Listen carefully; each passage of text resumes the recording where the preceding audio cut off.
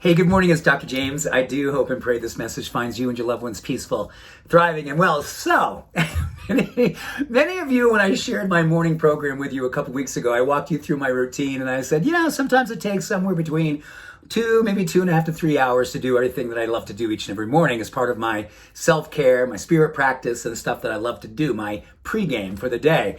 And many of you said, you know what? Not getting up at 4. I don't have 2.5 to 3 hours to spend on my self-care.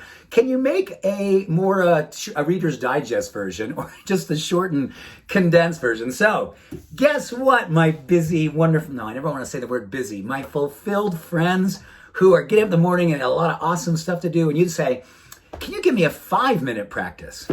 Ta-da! So here's the 5-minute practice. I'm calling it your morning high five.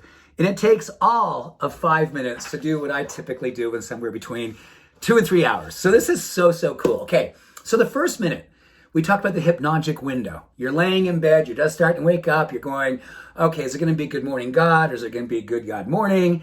Hopefully it's good morning God. Yes, it is. And you simply from there take that 1 minute to use the hypnogic window, which is a very impressible time, if that's a word, impressible. It impressions your body, your mind, and your spirit, and your emotions to visualize and affirm the day that you want to have. Research shows that just 1 minute of holding a vision for yourself and affirming in prayer or a mantra, a word, just like gratitude, gratitude, gratitude. You're seeing your day. You're seeing yourself navigate with grace and ease and abundance and joy and love. You do that for 1 minute, and you start to build the neurochemistry of momentum to move you into the next minute. The next minute is your prayer. And this is something that obviously you can do a meditation guided for a minute. You can do a breathing practice for a minute. You can do whatever it is. And I have a prayer that I do every single morning. It takes roughly a minute. And it's done by design because we do know that when we say prayers, we are fighting inflammation. We're augmenting neurochemistry. We're just getting ourselves to have our heart game on, the heart game on. Opening it, getting the oxytocin to flow. So we're fighting inflammation, but at the same time, we're building trust and belief. We're taking that divergent opportunity in our mind to think bigger than ourselves, to be the beneficial presence on the planet that we absolutely know we need to be. That's minute number 2. Number 3, a 1 minute written gratitude. This is so beautiful because studies show that just spending at least a minute just writing 1 or 2 things down that you're grateful for literally sets a tone for a focus and how you achieve the rest of the day.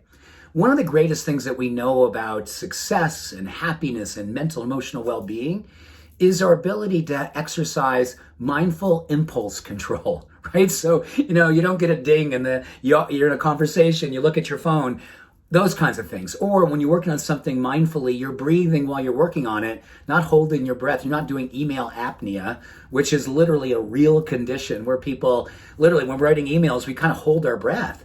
That generates more and more stress. So with a gratitude practice, 1 thing, maybe 2 things in 1 minute, you've already begun the process of what it can do to actually help you get into the zone of productivity and focus and cognition. This is beautiful. Number 4, a mindful reading. So this can be a spiritual book. I tend to have way too many books, if there's such a thing. I've got dozens, if not 100 books in my bedroom, close to my bedside, and I'll pick one up and for 1 minute I'll have a paragraph ready for it. I'll go through that paragraph, the daily word, whatever it might be, and that just helps me to get thinking, a checkup from the neck up. And then my last minute number 5. Look at this, we're at 4 minutes right now. This is awesome. So minute number 5 is 1 minute of high intensity interval training.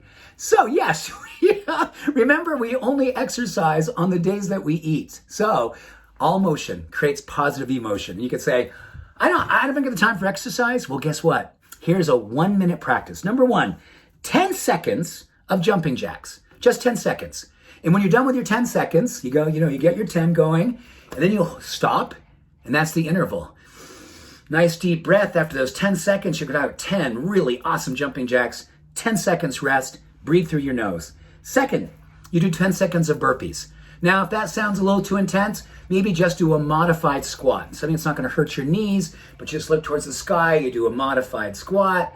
Yeah, this is me going through the motion. And then you stop for 10 seconds. So now we're already at 40 seconds. And the next 10 seconds, you can do push-ups or a plank. Push-ups or a plank or a modified plank. And then you take the next 10 seconds to rest. 1 minute of exercise, but it's all high intensity. You do it with a level of zeal, a level of commitment, a level of joy. You're getting a lot of benefit from that. So that's 5 minutes, the high five. Number 1, visualize. Number 2, prayer. Number 3, a written gratitude. Number 4, a mindful reading. And number 5, a 1 minute, move your body, move your mind, move your heart, move your spirit. Yes. So for those wonderfully fulfilled people who would love a condensed version of a morning practice that will rock your world awake, there you go. Much love, all blessings. Hey, have an awesome day. Bye for now.